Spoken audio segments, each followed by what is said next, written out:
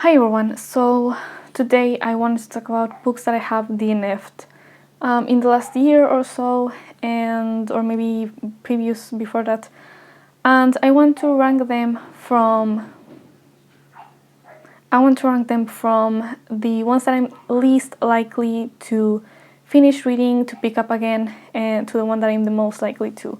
So number 6 is the one that I'm least likely to finish, and that one is going to be no surprise to anyone if you have seen my videos before, because it is Night Circus by Erin Morgenstern. Basically everything about this book I just really dislike. The style, the writing style, the language, the characters, the pacing, the way there's basically no plot, nothing really happens. The really flat and uninteresting universe where everything takes place. Everything just kind of works together to make a book that is really such a chore to read.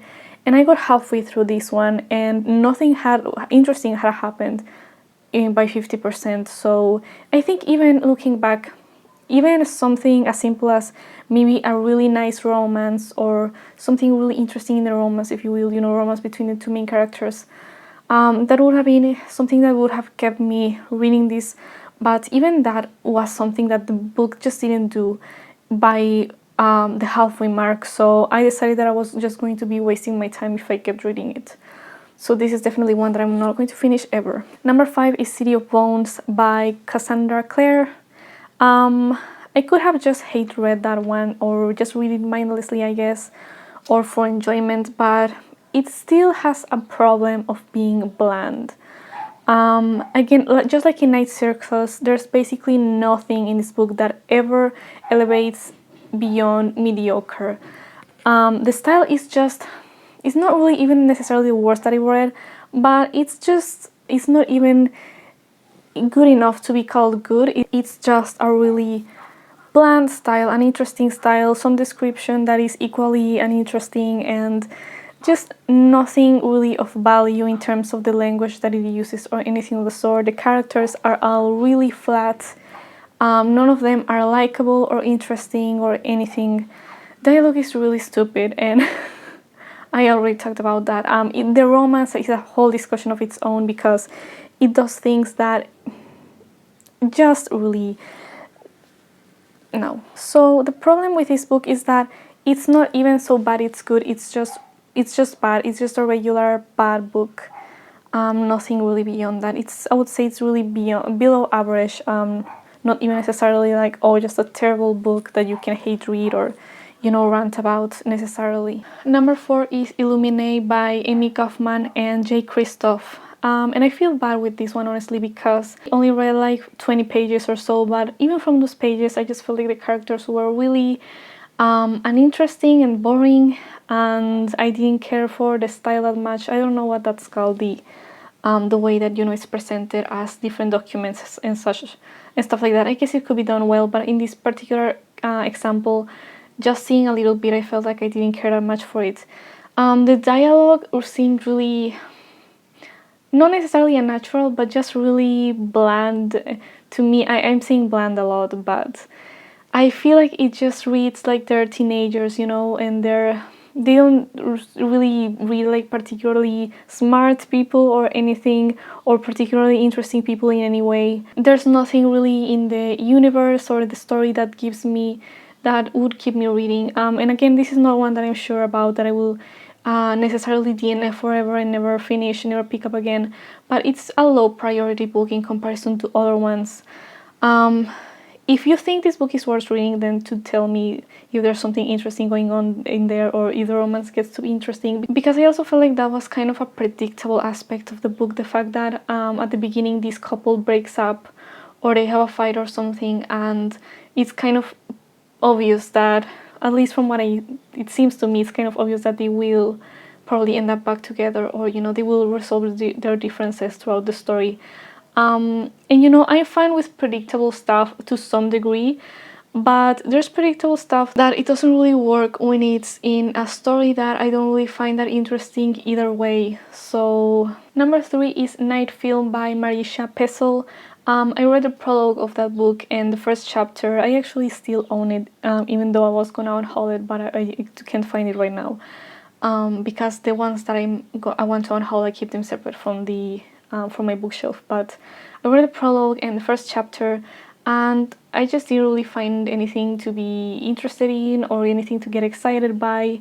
I felt like the book kept telling me about how it was really disturbing, and the story was basically warning me about itself, like telling me, oh, you're gonna find this so disturbing, and there's these crimes and stuff, and it's like, I don't want you to warn me, I want you to show me what I'm supposed to be intrigued by or later on disturbed by. And I started to have my doubts as well about the disturbing aspect of the book, whether it was really going to be that intense or not. And I honestly wouldn't be against reading this book. The premise isn't really that bad either. There's nothing really wrong with it at a first glance, and it seems interesting, but my problem is really just the first impression that I had with the prologue and the little bit of the first chapter that I read. In a similar vein to Night Film, I also felt a similar way about House of Leaves. There was a time, oh, here it is.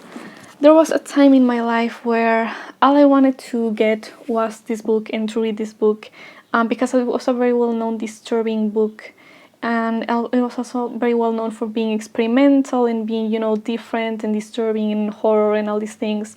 And I eventually got it. I eventually bought it maybe, I don't know, more than 6 years ago probably. And I started reading, maybe I got up like 50 pages or so, and I just started to realize that I didn't care about the characters, about the style, about the story. I just didn't find anything about it that interesting. And the weird formatting hadn't really started yet, because it starts more like, I don't know, maybe a fourth or so of the way in. In the beginning it was really just like really long footnotes that honestly I kind of felt like I didn't really care about. And it's a cool premise, I guess, the fact that from what I got from the beginning of it, the fact that the house seems to be slightly larger on the inside than on the outside. That's an interesting idea, but it didn't really keep me interested enough to keep reading it. So I just stopped, and it's been years since I picked this up. I'm not sure if I'll ever pick it up again to read it. But this is number 2 because I feel like a lot of people love this one and they think that it's definitely worth reading it. So I feel I will keep it around just for that.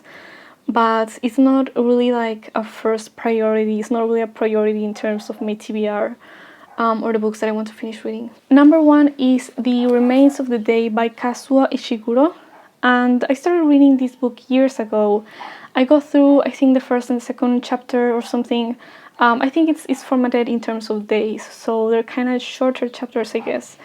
But the thing is, I also much more recently read Never Let Me Go by him, and based on that novel, I know that there's some sort of maybe twist or something to be revealed in this book, because at first it seems kind of boring. It's about a butler or something like that.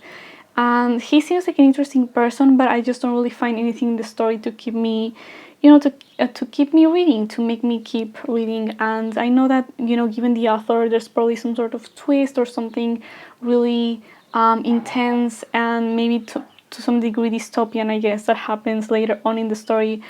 But I had my issues with Never Let Me Go. I thought it was a really flawed book, even though it does have, some really brilliant parts. But I would be interested in reading him again. If this isn't a dystopian, I hope it isn't a dystopian, because the things that I didn't like about Never Let Me Go are things that I tend to dislike about a lot of dystopians overall, and a lot of books like that one. And I also don't really hate his style either. I thought it was okay in Never Let Me Go. I thought it was not particularly bad here either. From what I remember, I didn't really dislike it or love it that much either way. So I would be interested in reading another book by him and seeing what people think about this one, especially because a lot of reviews I saw, negative reviews I saw about Never Let Me Go, said that this one was far better than that one. So this was a really quick video, but I have to go now, so I hope you guys enjoyed this video, and I'll see you in the next one.